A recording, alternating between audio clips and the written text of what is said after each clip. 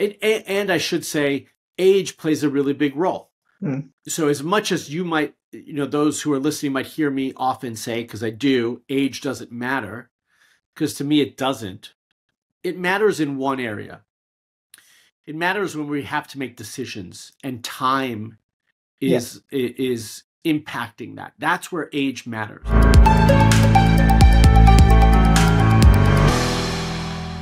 Welcome to the podcast. This is Tracy Donegan. Today I'm speaking with Dr. Marc Sklar. Marc is known in the fertility world as the fertility expert. He specializes in acupuncture and a holistic approach to reproductive wellness.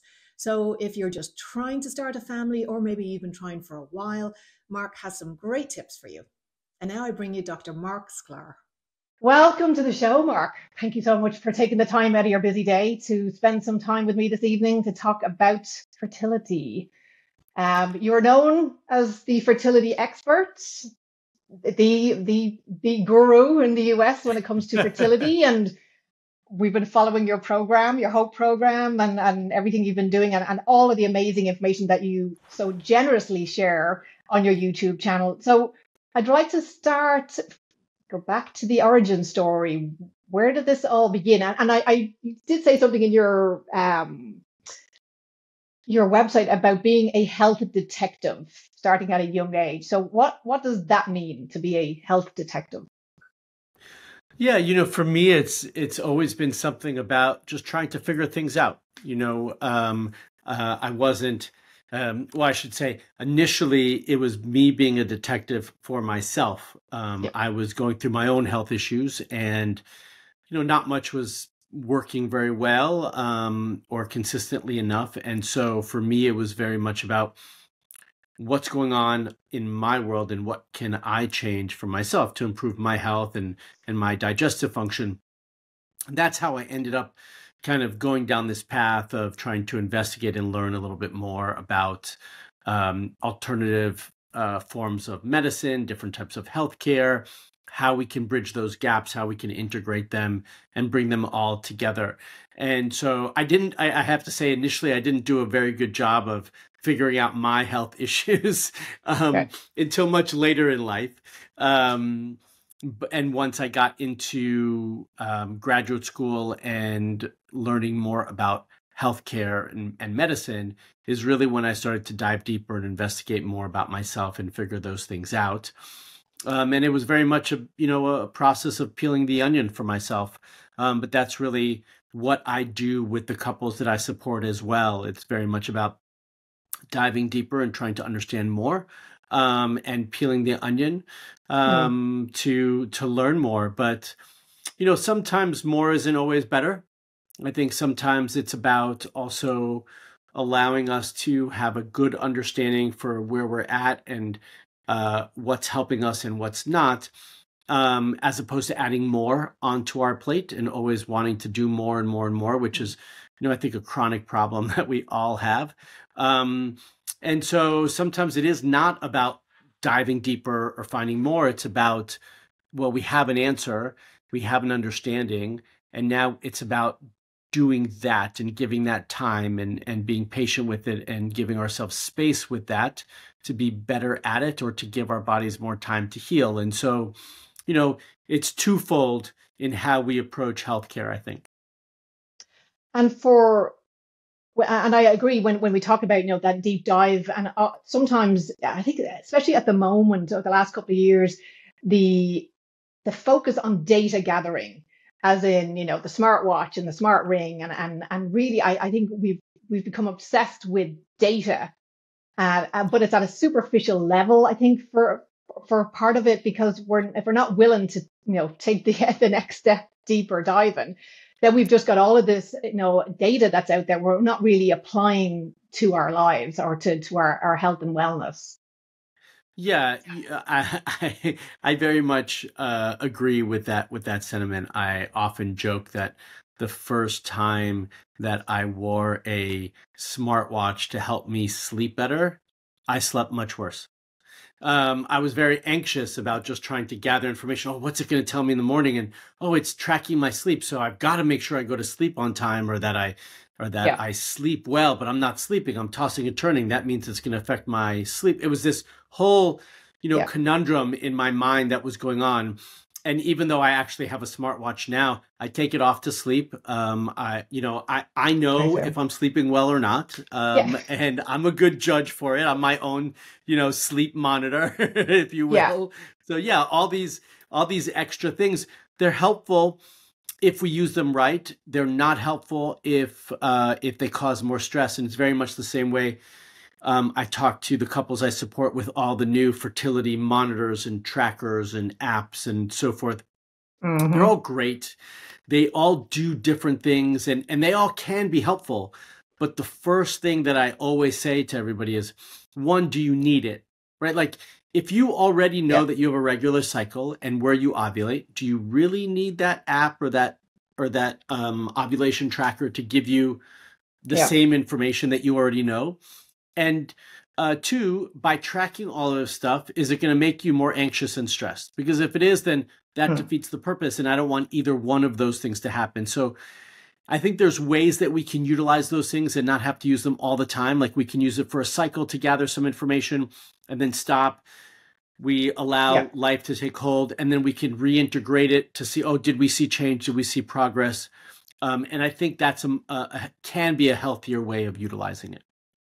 Yeah, and just on the sleep as well. When I've talking to other women as well about that, because sleep is so important. As you know, it affects every system in the body. But what was happening was Yeah. they were waking up in the morning and looking at their watch, and it set their mood for the day. So it said, "Oh, you had a brutal night's sleep last night." I was like, "Oh, okay." So we're starting off literally on the wrong side of the bed Right. for then for like it becomes a what's that a prophecy that we're definitely going to have a bad day because we've already shown ourselves we didn't sleep well last night.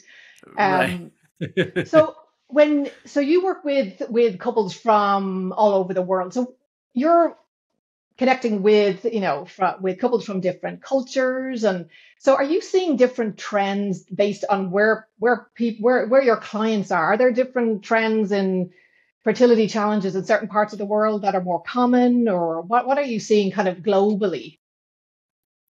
I wouldn't say that I see different fertility challenges in certain parts of the world over others. I would say that um, the ability to get the care that you need or to be supported properly, to not be ignored, that's probably the biggest thing that I see change from one part of the world to another, and from culture to culture. I don't really, not entirely true. I will say that I can see certain conditions a little bit more in women of color.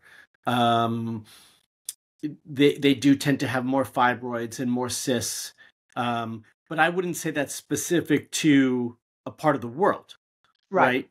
right? Um, but I will say that the things I do notice more is, oh, they're in this country. Oh, they shouldn't have a problem getting the care they need. Let's just say they're in Greece. They'll be just fine getting the care that they need. Oh, they're in the UK. Okay, getting the labs they need is going to be more difficult. Getting their doctors to listen to them is going to be more difficult. They're going to have to be much more advocates for themselves, or they're going to have to take some of these things into their own hands. Those are some of the things that I definitely see different from one part of the world to another. In the Middle East, I will say I see a lot where they can pretty much get whatever labs they want. It's very easy to get some of those things done at very inexpensive costs, which is really helpful for them. But on the flip side, they have harder time getting some of the supplements and the nutrients that they need. Mm.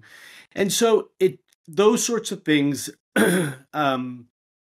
do change and cause me to have to adjust to them a little bit and understand, okay, well, I can't do these things, so how are we going to do that for this individual? And that's really something that I notice. One of the bigger struggles we have is we have a lot of women who reach out to us from Africa, from all parts of Africa. And I'd love to be able to support them. the challenge we have, and they get frustrated by this as well, is that we can't get them the nutrients that they need. It's really challenging to get them the supplements or the medication or whatever it is that they need over there. Right. And so it's become a struggle for us. And so we can't help them as much as we would like. And so those are more of the things that we notice throughout the world. So when you're just coming back to supplements and nutrition, what are you seeing in kind of, the kind of the standard woman of today? What are we deficient in? What are you seeing in, like, nutritionally, that you think, yeah, look, everyone could do with having every woman who's of childbearing age now, I'm gone past that, but is actively trying. What are they missing nutritionally? What are you seeing on their profiles? Yeah, we see a lot. I think overall we could say that the food's just not giving us what we need, just in general. I do get a lot of individuals who will say, a little less now than in the past, but they'll say, well, why do I need this if, shouldn't we get everything we need, all of our nutrients and vitamins and so forth from the food we eat?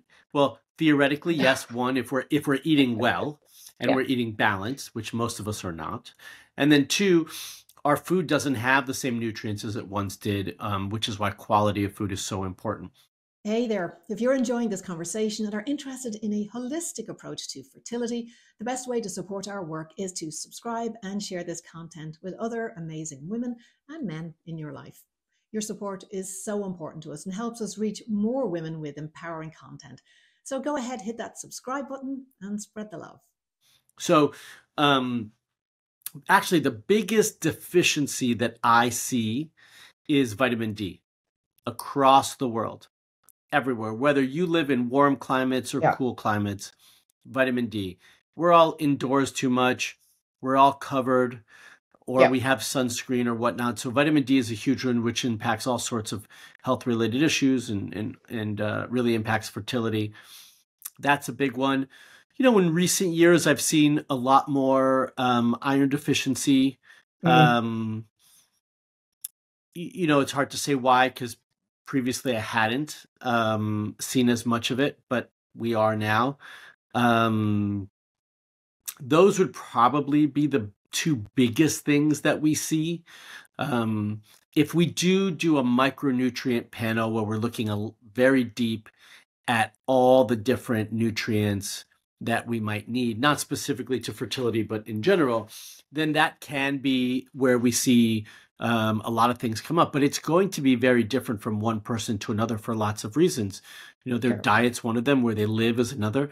And then last is just genetic makeup. Some of us metabolize things better than others. And so, that really just causes all of us to be unique. And one of the things I speak to quite often is just how individual and unique we all are. And so we don't tend to see those same things across the board for each one of us. And what are you seeing for men as well?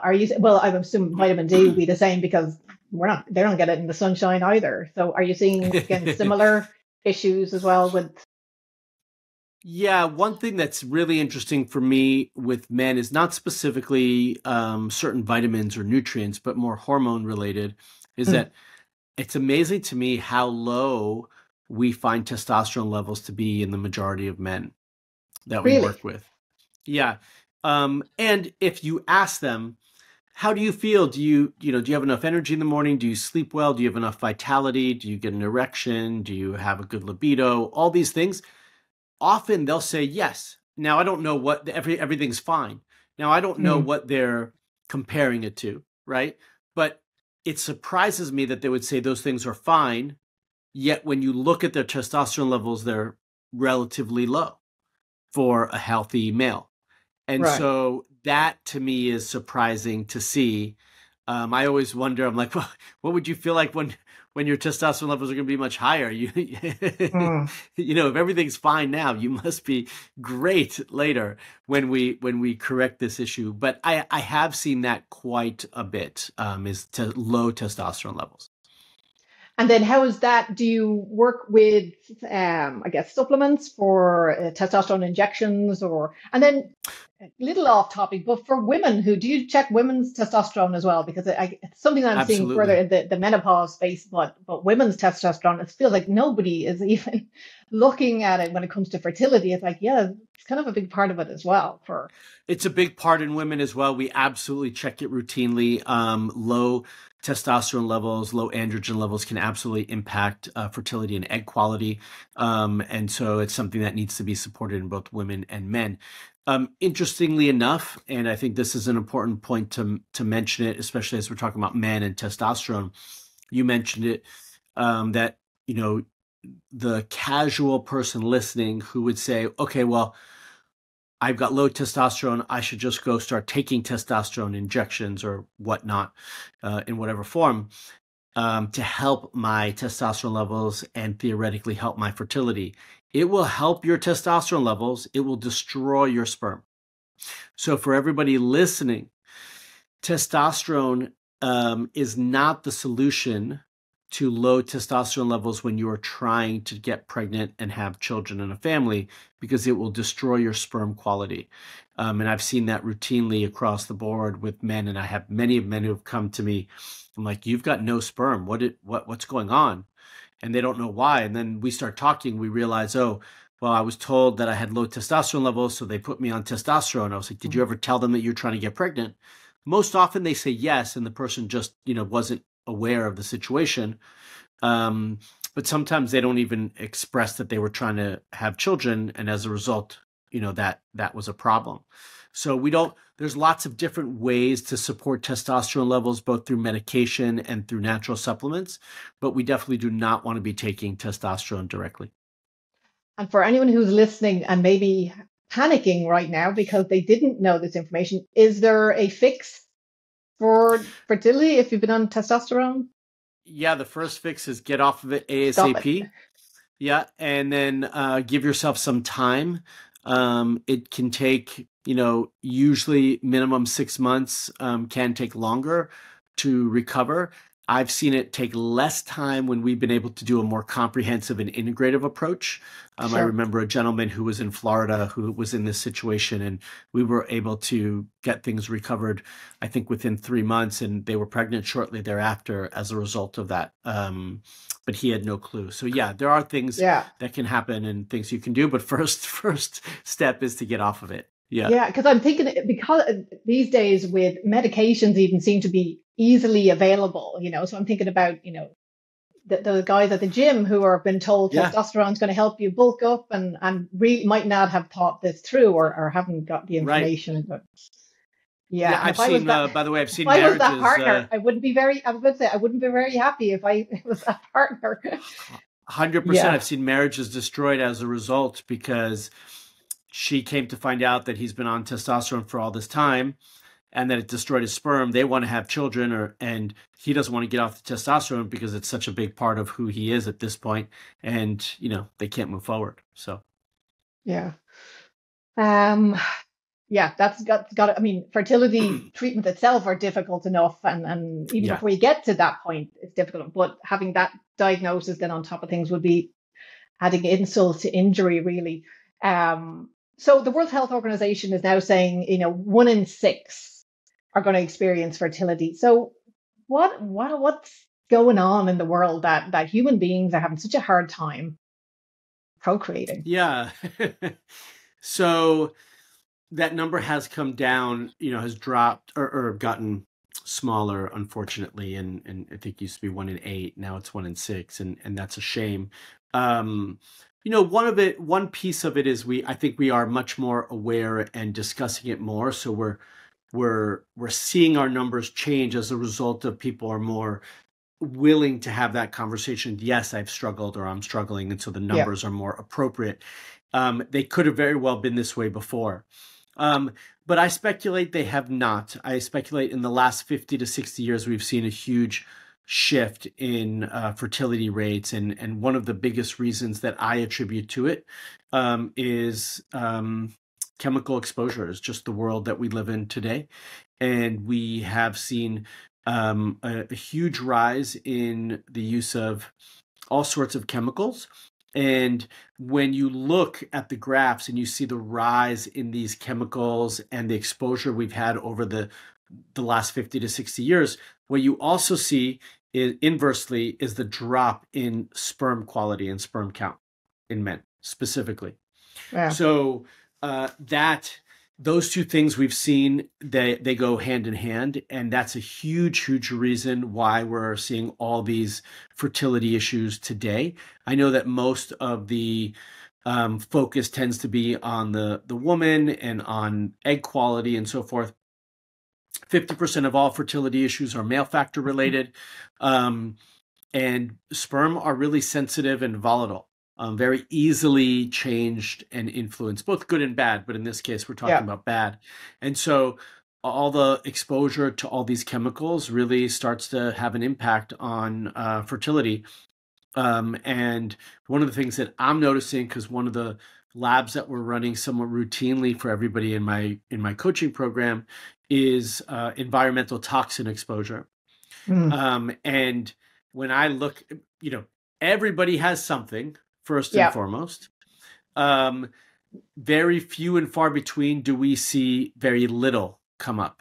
So I've seen a handful of times, literally when I say a handful, about 3 times in all the labs that I've run, that someone has only had 1 chemical or toxin at high levels, or 2. Usually it's much more than that. And typically when we just see those, it's either BPA or glyphosate, which is Roundup. Those are the 2 things that we see routinely for everybody. And then again, then there's other things around that, but those are the 2 most common things. And you would be surprised. I was really shocked that BPA kept coming up. The glyphosate was no surprise to me, but it's everywhere in all of our food. It's all around. Everyone's using it, unfortunately. But the BPA was really surprised because of how much effort has been put into BPA free and getting rid of BPA and so forth, which is, kind of a bigger conversation. But so I was really surprised initially to see all that come up. And now I just really, it's almost on every report. So we're still getting it in all sorts of places. And these are the places where people just don't think about. They get rid of their plastic water bottles for stainless steel, but you can't avoid BPA in like the lining of a can of food.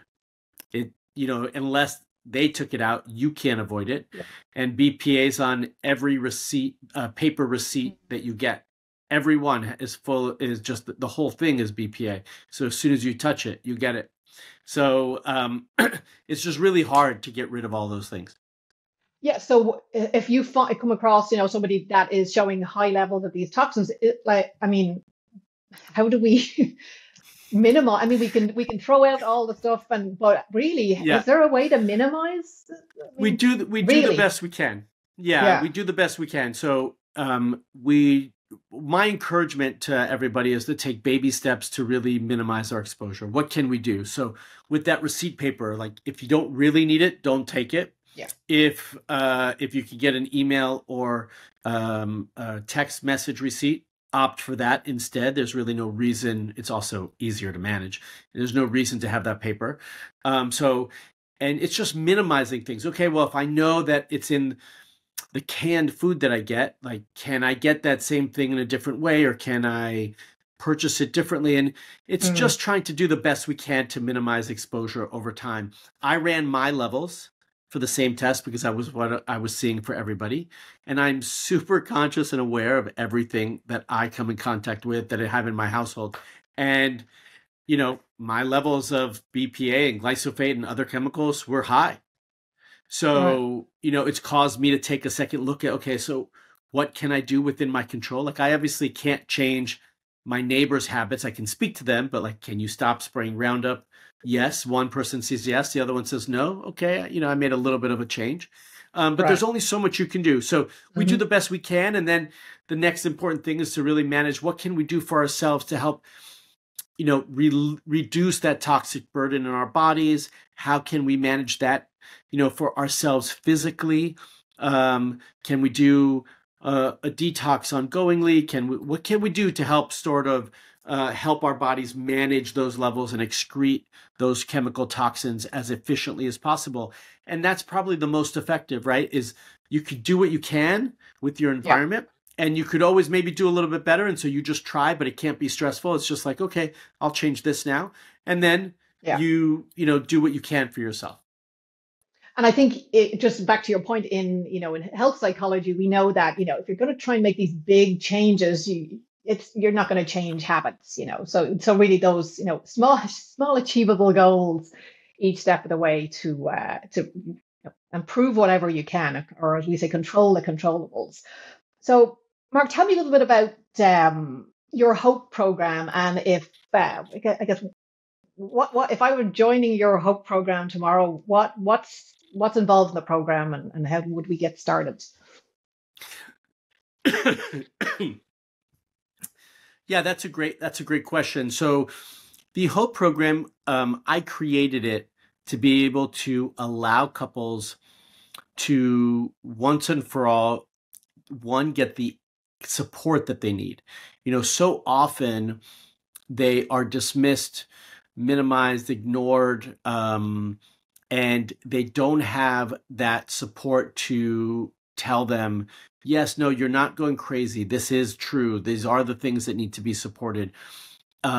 So first and foremost, I want them to have support, and ongoing support. Two, I want them to have hope and belief that they can achieve the things that they desire to achieve with the right support that they need and that they should get.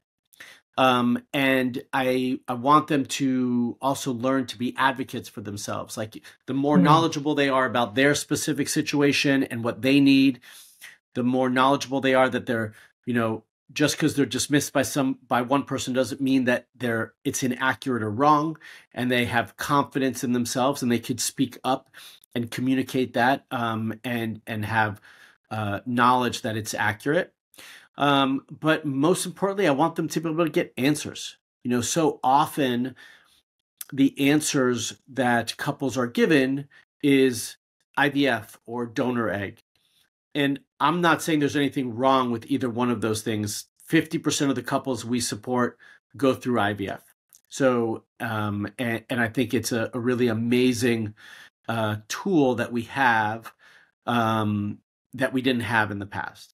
But IVF and donor egg are not answers for what is going on, right? So we do that as a sidestep, to hopefully yield the results. But what if we did really know what was going on, and we were able to support those things, those areas, that even if we did need IVF or donor egg or whatever path we needed, wouldn't we want to know what was really going on and how to support ourselves, not just for fertility, but just to get healthy overall? And my motto is that if we become healthier humans, if we become healthier people, then we have an easier time conceiving.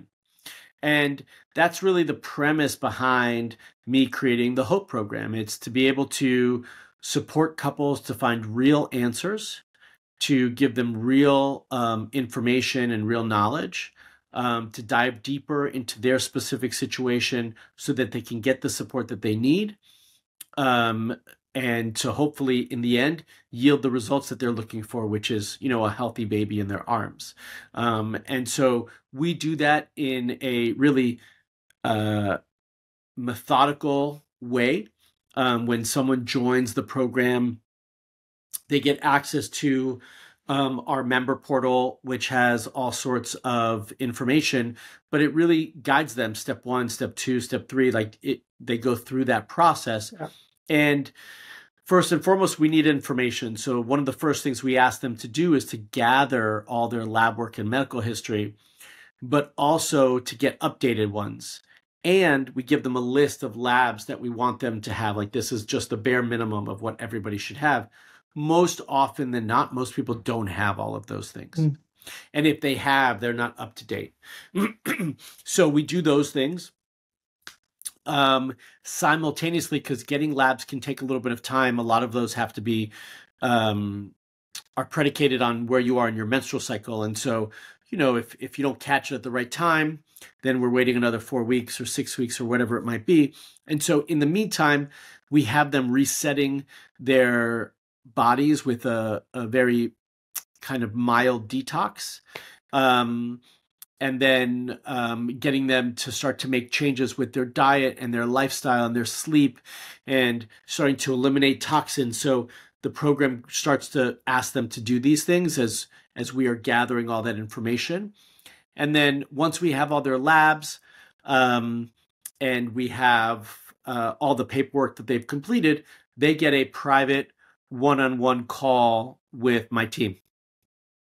And that's where we're gathering all their history, all their information, and getting a better understanding for who they are, for what's going on, asking all the questions we have, going through all their lab work with them, and just really kind of telling them, gathering information and telling them what we see. Sometimes once we have all that, we do need a little bit more information. So in terms of testing, so we might ask for some additional things for them to get. But once we have all the information we need, then we develop a customized fertility plan for them based on their findings and their unique situation. And that's going to be everything from diet to lifestyle to supplements, home therapy techniques. If we feel like they need IVF or not, or donor egg or not, or whatever it might be, these are all things that we will discuss with them and review with them. And then they're in the program forever. It's a lifelong program. So whether they want one child or multiple children, they can come back in the future. And then they also have access to connect with us on a daily and or weekly basis. So we have a private group that if they have questions ongoing, and so like we have couples who are going through IVF and they've got questions about their protocol or what's going on. I'm in the middle of my stimulation and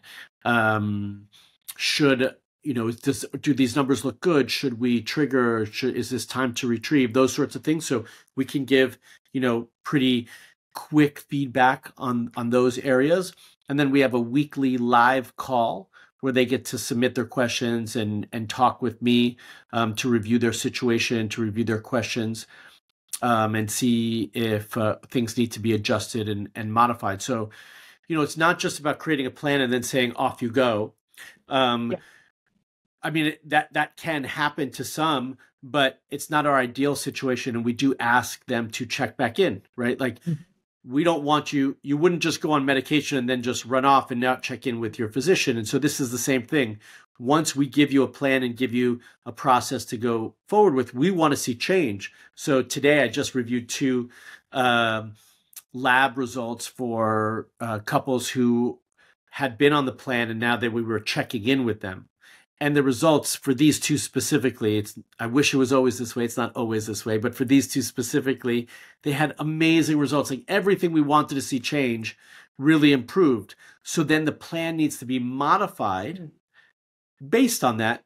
And then they can go forward again, right? And move forward. Yeah. And then they could, continue to see change and results. And so it's a process, but the program itself is really designed to support couples to find the real reason, to give them a plan to facilitate the change that they need, and to then hopefully get those results.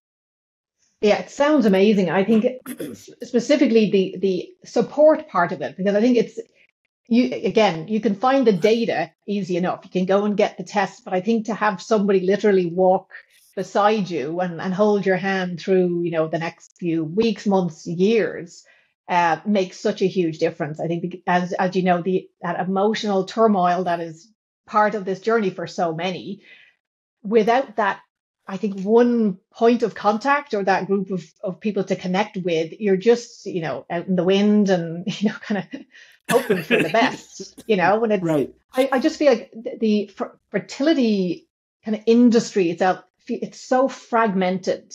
So I think the program that you've created that really just, covers everything for this couple and especially the support issue. I think it's one of the reasons why fertility coaching is so popular, because you can feel very isolated and although it's changing, there is still that stigma and taboo about talking about, you're having trouble trying to, have a baby. But do you ever find that you've, especially because you've been at this a while now, have you found that people are more motivated these days and they will follow the plan? Or do you sometimes come back like test result after test result and it's like, yeah, they're not really making the changes that they need to make? Like, have you ever had to have that conversation with somebody that there's a bit of work to do here, for on both sides? Yeah, I do find that most people are committed to the process. Things do get in the way from time to time. And so we have to be mindful of that. Life does happen. I think the biggest thing that I see is not that someone doesn't follow through, although on occasion that is the case. It's more often that they've followed through, but then they've fallen off. And so we need to help support them to pick them back up and get them motivated to keep going and continue on doing what they were doing because it was working. And so that's more often what we find. Look, one of the beautiful things about the program is that we have all these members in the program who are active. So it's not just me supporting them and giving them encouragement. They feel it from all the different members. They post a question. They don't just get answers from me. They get answers from everybody. I always love to see when all the other members are answering the questions, supporting them, because, they don't have to answer those questions, but they do because they want everyone to be successful. They want everyone to get the support that they need. And they know how important that support is because all of them have not had it before. So they know how important it is to give it back. And so that's really one of the more beautiful things that I see in the program is the support that they get from all the members in it. Yeah. No, that's lovely because it does. I think when, the whole snake oil vibe around fertility and all of the, claims that are out there, and take this pill and you'll have 6 babies next year. And it is lovely to see, I think, and it speaks a lot to the authenticity of the program and your dedication to it when you have so many peer supporters saying, yeah, this works, you got to follow the program, do the work. And I think there's so much more credibility when you're speaking to other women who have, they've been down this path, they have, had a hard time, and, it's worth the commitment. I think it's so much more important to hear that from other women to say, because, word of mouth, for women, that's the deal, or deal stealer or a deal breaker when it comes to referrals, especially when it comes to health and fertility. So if a couple were coming to you tomorrow and they're doing all the right things, they've reducing their toxins as much as they can, they're eating really well, balanced diet, they're exercising, they've given up the booze and the cigarettes and all the fun stuff. What are you looking for? Like, what would you tell them to do? Like, and should they wait another 6 months? Because this is like what I see time and time again is that, and it's in part of women's health as well, that women are told to just, go away for another while and come back to us in another 6 months or keep trying. And it's so frustrating when you've been to a care provider that you have a relationship with that just will not listen to you when something's not right and your ovulation is all over the place, or you just feel that there's something's not right. Do I have to keep waiting, or can we just, what's your kind of plan? I'm doing all the right things. Where do we start? What's the first thing you're doing with your panels? Yeah, I think it's really circumstantial. If someone clearly has something going on, like you could see their cycles are irregular or there's some sort of real issue, even if they've done all these other labs and so forth, and they've started to clean up all these areas, there's clearly something that's wrong. Then the approach in that individual with that individual or couple is going to be really different than for somebody who, no, everything looks fine. I ovulate regularly. I menstruate regularly. All my labs look fine. I eat well. I take care of, like, all those things. All the boxes are checked and we have nothing wrong. That's a very different approach than someone who clearly has something off. Someone who has something off, I'm not going to say, oh, just keep trying. that's not appropriate in that situation. We need to do something about that thing, whatever it might be, that issue. And whether that is going, to, if it's endometriosis and we need surgery, or if it's something else and we need to do IVF, whatever it might be, we need to take action. Maybe it is, okay, well, maybe I might see like, okay, so there's an issue there and I don't feel like it's been handled appropriately up until this point. So then I might say, well, let's try this for a little bit. Are you okay if we try to make some progress in this area before we move forward with X, Y, or Z? So it really just depends on each circumstance and individual and the situation in front of us. Someone, and I should say, age plays a really big role. So as much as you might, those who are listening might hear me often say, because I do, age doesn't matter, because to me it doesn't. It matters in one area. It matters when we have to make decisions, and time is impacting that. That's where age matters, right? Age doesn't matter if you're 31, and I have several women right now who are 31 that I'm supporting. That is a whole different circumstance with age and time than someone who's 41. Yeah. And so we have to make different choices at each one of those stages.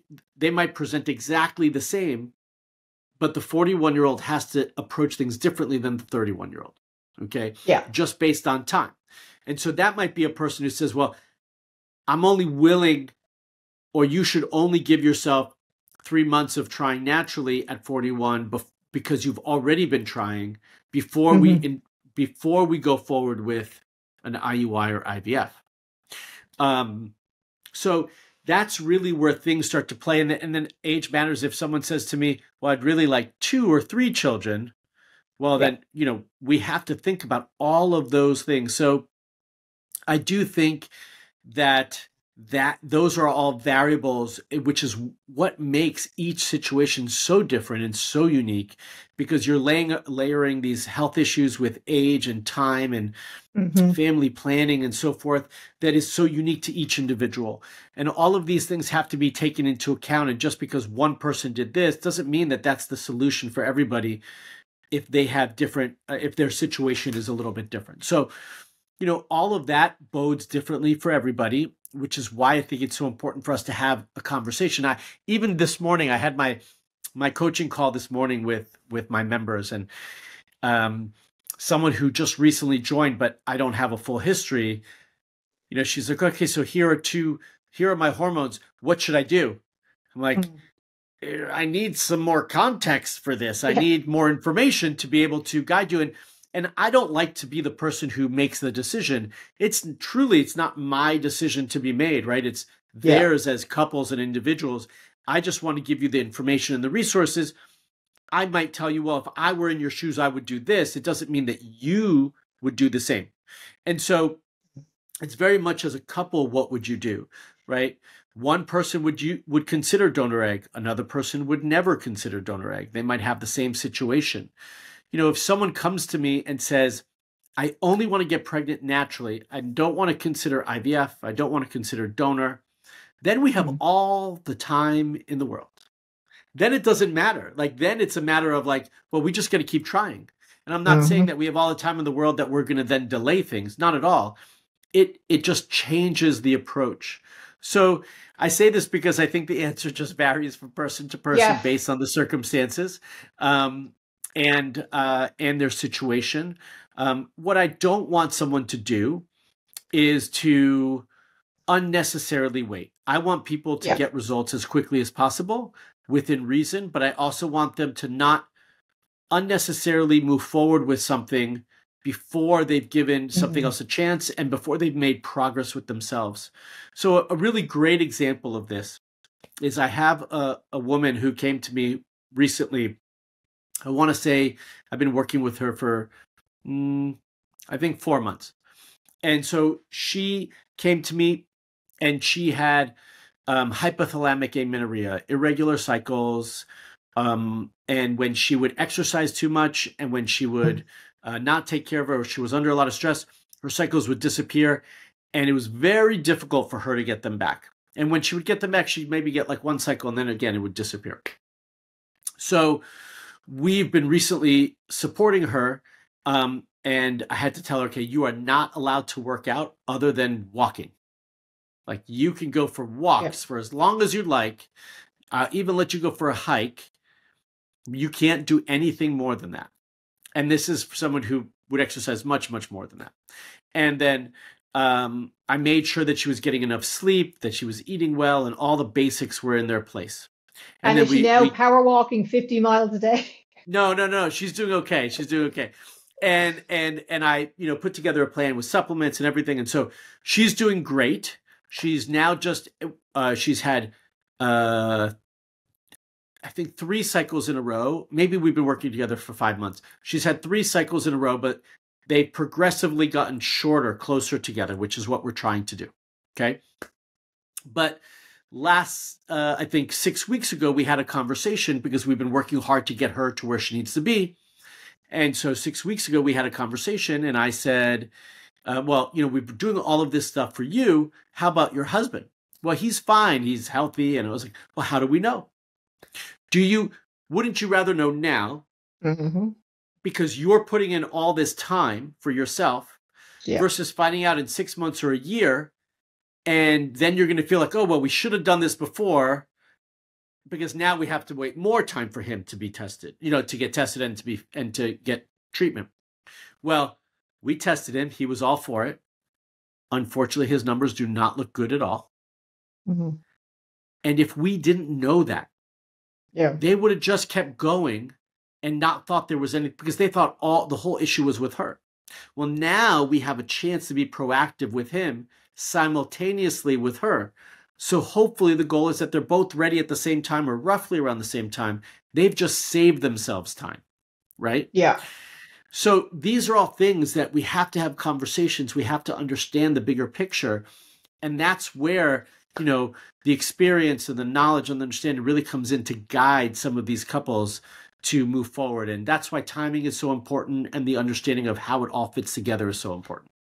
Yeah, there's a lot of moving parts as such. Lots. Yeah. So Marc, just on what's coming down the pipeline, trends in fertility. I'm seeing home IUI kits, and so what are your thoughts? What are you seeing, and what's your professional opinion of home IUI? And I think it's a great idea, but along with home pap smears, anything else that's. But well, the more that we can be in control, the more we can be in control of ourselves and our health, I'm all for. So I used to refer to them as home IUIs, and I used to get berated on my videos that they're not IUIs because they can't go intrauterine, which they're correct. But, for keeping it simple and easy, I would refer to it as IUI. So funny enough, I talked about it in my last video, and I referred to it as ICI, so intracervical insemination. And then I got all these questions. What is ICI? Yeah, and anything icy and cervix does not sound very appealing. No. So they're similar. They've been around for a while. What we're seeing now is much better devices, much better technology that can really do the job. And I'm all for them, by the way. I think they're great. And they serve a great purpose, especially for a lot of male factor. I love it. So those are new and old, depending on, what we're using.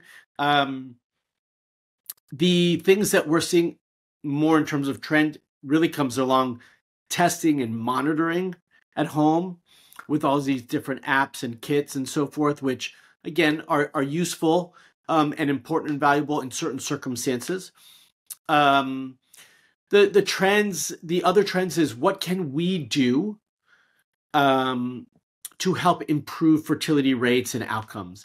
And I think that is something that we're seeing, not so much of what individuals can do at home, but what can we do with technology?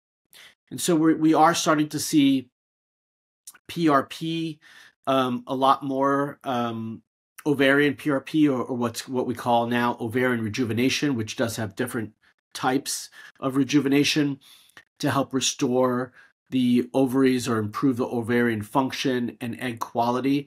I will say I don't believe it's for everybody, but I do believe it serves a purpose and can be very helpful. Something that we're seeing new, but also along these same lines, but not so much in the United States, is stem cells.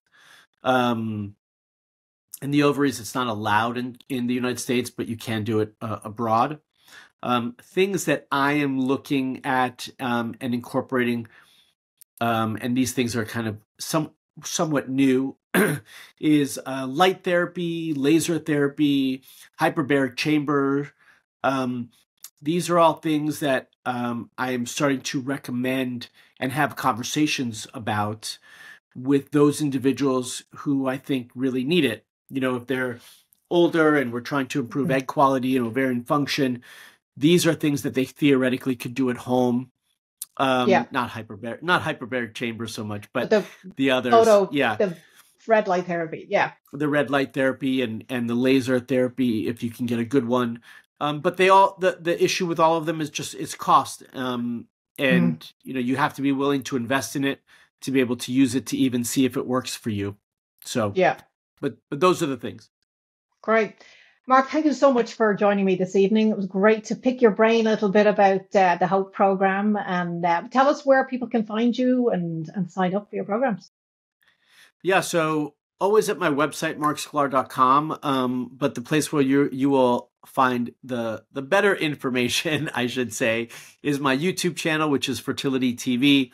And you can always find me on the social media platforms as the Fertility Expert, where I'm sharing all of that information as well. Great. And I'll include all of your details in the show notes. So thank you again for joining me, Marc. Thanks for having me. I appreciate it. Thank you so much for tuning in to today's episode.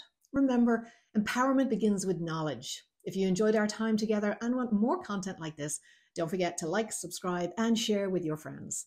So stay inspired, stay informed, and until next time, take care of yourself.